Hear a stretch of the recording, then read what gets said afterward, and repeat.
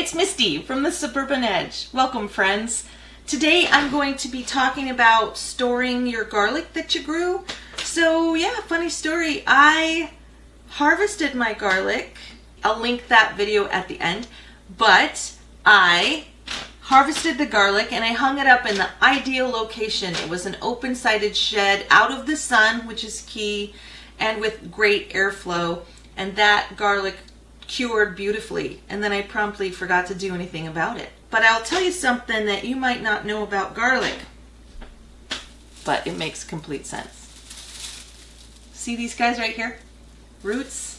They're designed to take up water. And if you leave your garlic out in the rain, guess what happens? Your garlic will get wet. That's a bad thing.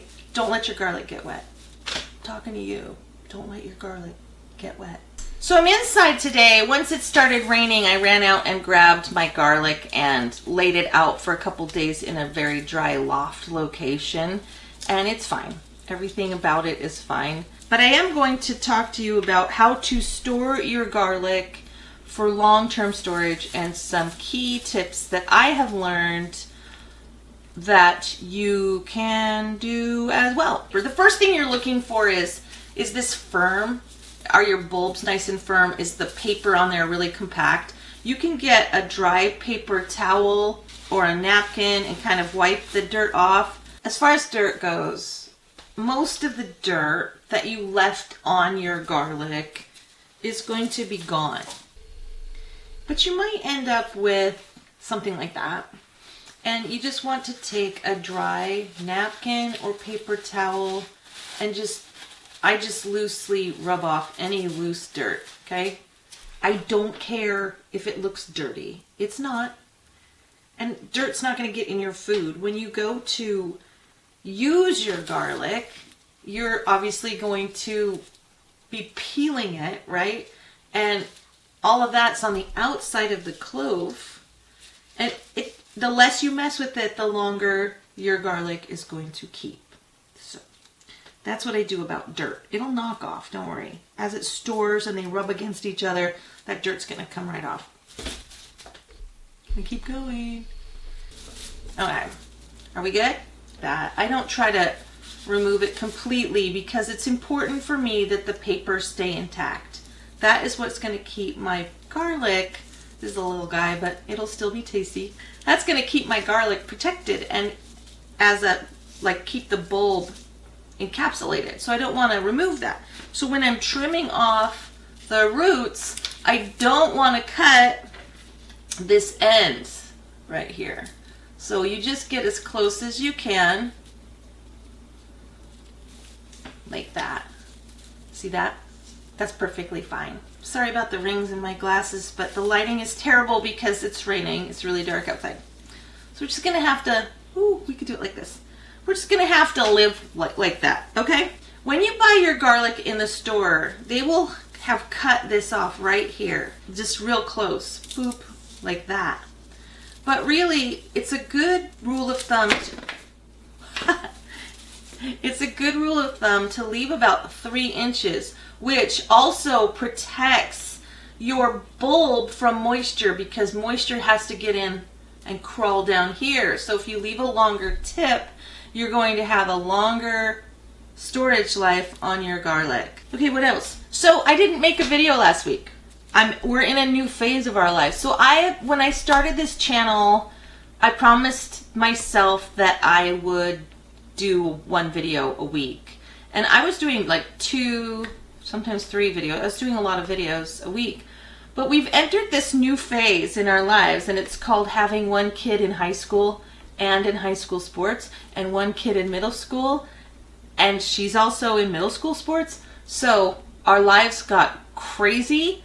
I mean, I was always like really, really into the family meal, the dinner time meal, and I tried to cook one last night. It was 8 o'clock before we ate. So I have to figure a new routine out. And if you're pro at this, if you're used to this kind of lifestyle, please leave me some ideas down below. I mean, obviously, if you've watched my channel for a while, you know that when I cook, I make 2 casseroles or 3 casseroles. I make extra and put them in the freezer. Right now, my freezer happens to be full of Ziploc bags of tomatoes.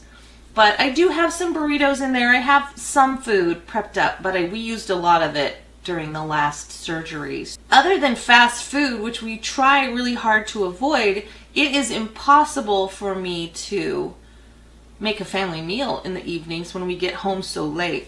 So what I've been doing is, and I've been trying to do this, make a bunch of stuff on Sunday, like a bunch of stuff on the weekend, and then we eat on that stuff all week. So I'll have chili and I'll have a pasta dish and stuff to make salads, and that's pretty much it. And we just fend for ourselves in the evenings, and that's been working, but I don't love it. it's eating into my filming time. So if I missed last week, we went to an away game that was like over an hour away. We decided to get a room and kind of make a leisurely trip back, which was fun. I feel so blessed to be able to do that. But also that eats into time that I would have otherwise. I mean, we only have, really, the commodities we're given are time and energy. And so it turned out I had neither to do last week's video, and it's okay. I gave myself grace about it. It's absolutely fine to rest. But when it comes to getting my garlic stored, there is no more resting. I have to get this done. It's harvest season.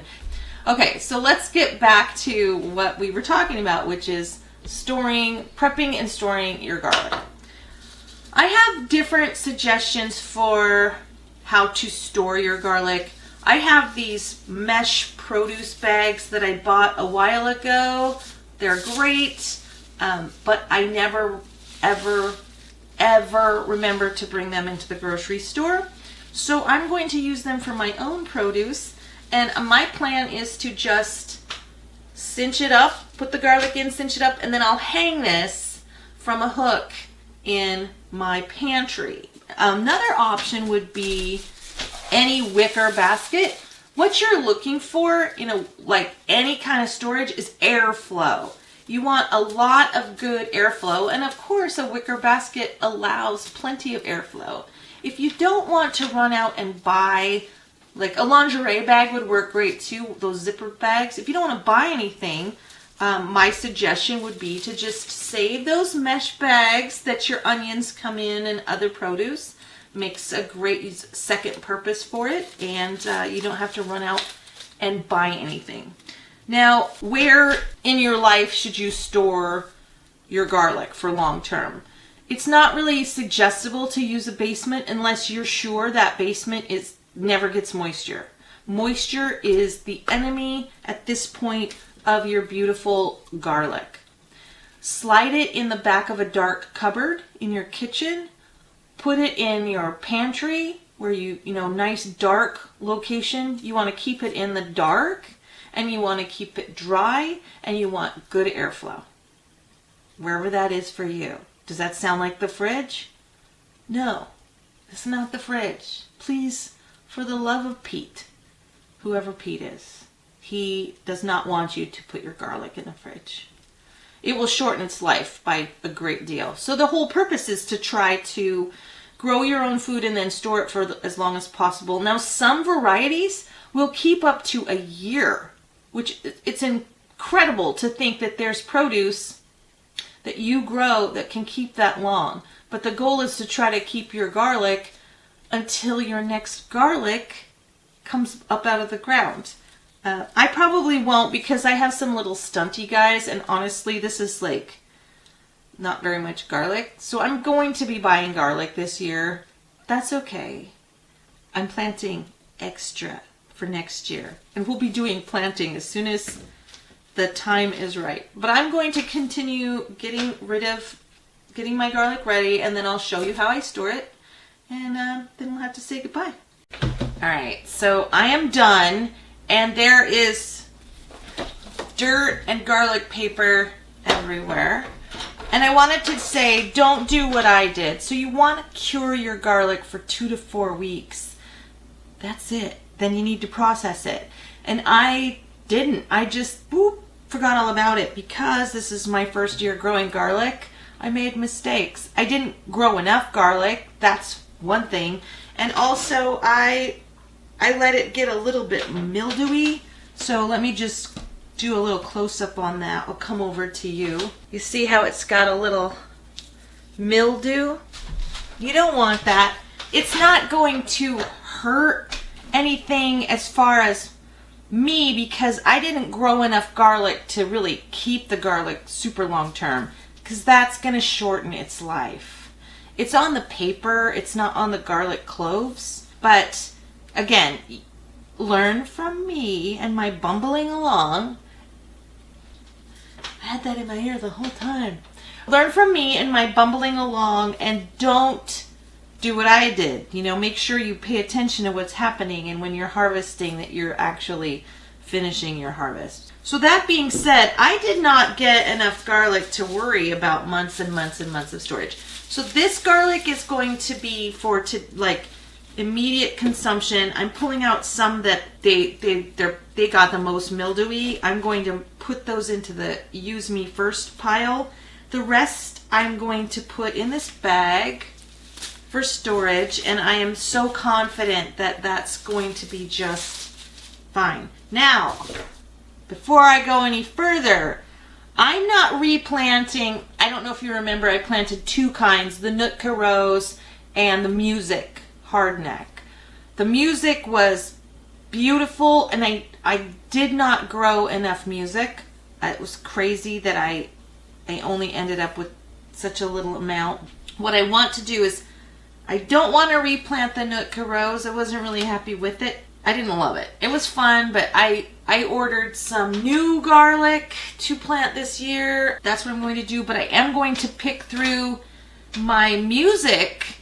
I'm going to pick the biggest and best bulbs to be what I plant this year. And I know it seems counterintuitive. You want to eat those bad boys. You're like, ooh, these are huge. But the bigger the garlic cloves that you plant, the bigger bulb you're going to get in successive years. And so I am going to save out 4 heads of Music for planting. And they're going to be my biggest, best. And then the rest are going in the bag. And then my garlic harvest will be done. And next year, hopefully this will be 3 times as big, and I will have not done all the bonehead things that I did this year. But hey, I got garlic, and I've learned so much along the way. Fertilizing, don't let it sit after it's cured, and we'll learn together. Hey, I want to say thanks for watching. Thanks for stopping by the Suburban Edge.